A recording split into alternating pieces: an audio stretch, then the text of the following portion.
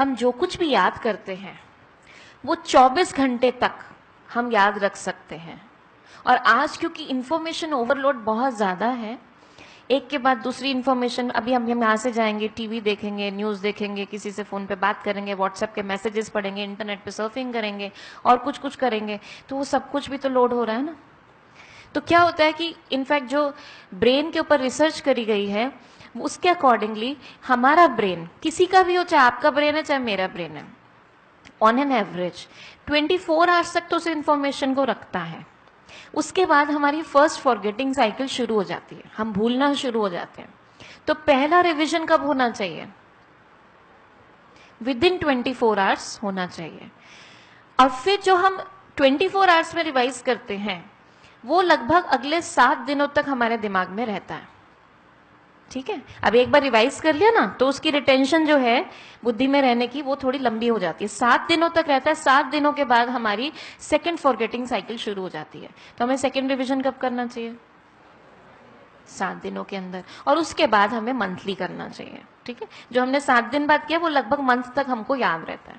अगर कोई बहुत डिफिकल्ट सब्जेक्ट है, आपको बहुत कोई मुश्किल हो रही है, कोई इक्वेशंस हैं, ऐसी चीजें हैं, फॉर्मूलेज हैं, तो उनको हर 15 दिन में भी कर सकते हैं। लेकिन आप कहेंगे कि भाई इतना समय थोड़ी है, इतने सारे सब्जेक्ट्स हैं, इतने सारे चैप्टर्स हैं, हर एक चैप्टर में इतने सारे क्वेश्चंस हैं, अगर हम रिवाइज ही करते रहेंगे तो फिर हमारा तो कोर्स ही नहीं पूरा होगा। मान लीजिए हमारा 2 महीने बाद एग्जाम है, आप कहते हैं मेरे पास तो टाइम ही नहीं है। आज आपने 2 घंटे लगा के एक चैप्टर के को अच्छे से समझ लिया, उसके नोट्स भी बना लिए, पूरा याद भी कर लिया, और आपका वो एग्जाम के लिए तैयारी हो गई जैसी होनी चाहिए। ठीक है, पूरा अच्छा से आपको याद है वो चैप्टर, कुछ भी पूछ लीजिए। अब आप कहते हैं मेरे पास टाइम नहीं है, अभी तो याद किया, 24 आवर्स में फिर रिवाइज करो, फिर हफ्ते में फिर रिवाइज करो, फिर महीने में रिवाइज करो। मैंने अच्छे से कर लिया, मैं तो एग्जाम से पहले दिन इसको खोलूंगा और एक बार रिवाइज कर लूंगा, हो जाएगा मेरा। ठीक है, यू आर कॉन्फिडेंट, लेकिन ब्रेन तो आपके उस पर काम नहीं करेगा ना।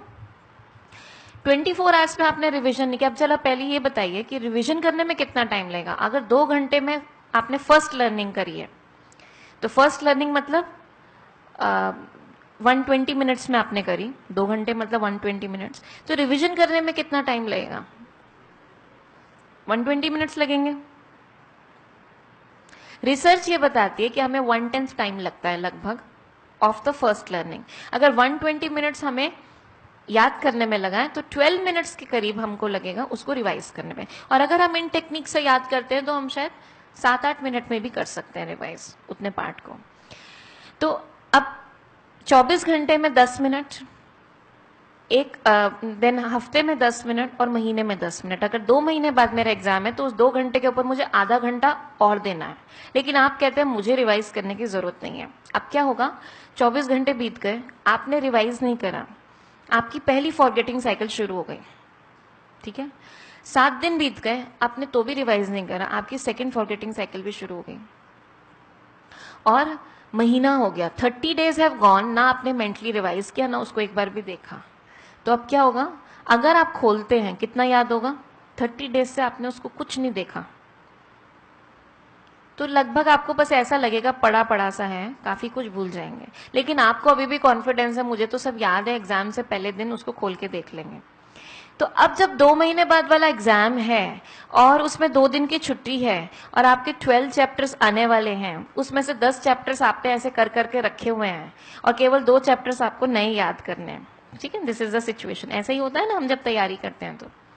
अब पहले दिन हम सोचते हैं चलो जो हमने चैप्टर्स रिवाइज करे हुए हैं ना, पहले से याद करे हुए हैं, उनको रिवाइज कर लेते हैं, सो डैट मैं टिक टिक टिक टिक 10 चैप्टर तो मेरे कम से कम हो जाए। आप पहला चैप्टर खोलते हैं, 60 डेज हैव गॉन और आपने उसको जरा सा भी खोलकर नहीं देखा, ना मेंटली रिवाइज करा, ना उसको देखा, ना अपने नोट्स देखे। अभी कितना याद होगा? और उन 60 डेज में कितना इंफॉर्मेशन जा चुका है ना? तो आपको अभी कम से कम 2 घंटे नहीं तो 1.5 आवर पक्का लगेगा उसको याद करने में। रिवीजन करते थे तो आधा घंटा और लग रहा था, रिवीजन नहीं करते हैं तो 1.5 आवर कम से कम और लग रहा है। एंड मोस्ट इंपॉर्टेंट बात टाइम से ज्यादा किस चीज की है? जब आप देखेंगे आपको याद नहीं आ रहा तो माइंड में क्या थॉट्स क्या आते हैं?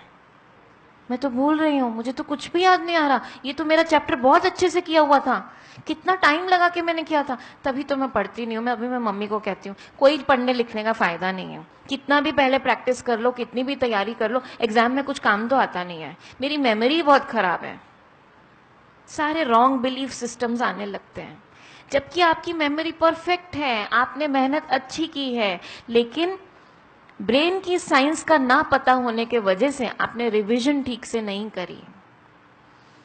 उसमें अगर थोड़ा सा समय दिया होता तो वो सारी मेहनत अब बहुत इजी लग रही होती। अब क्या होता है, दूसरा चैप्टर खोला वो भी याद नहीं, तीसरा खोला वो भी याद नहीं, स्ट्रेस बढ़ता जा रहा है, टेंशन बढ़ रही है, मेरे से तो कुछ होगा ही नहीं, कल का पेपर तो गया मेरा, मैं तो फेल, मुझसे कुछ नहीं होगा। अभी देखिए, अब वो 1.5 आवर क्या लगेगा, वो जो 2 चैप्टर्स रह गए थे फ्रेश जो करने थे, क्या आपका स्टेट ऑफ माइंड अब ऐसा है अब आप कुछ नया सीख सकते हो?